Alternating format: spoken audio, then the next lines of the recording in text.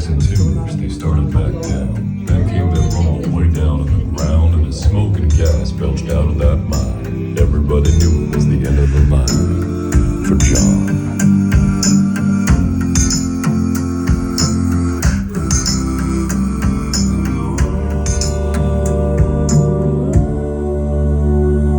Now they never reopened that worthless pit. They just placed a marble slab in front of it. And these few words are written on that stand. At the bottom of this mine lies a big, big man. Big John.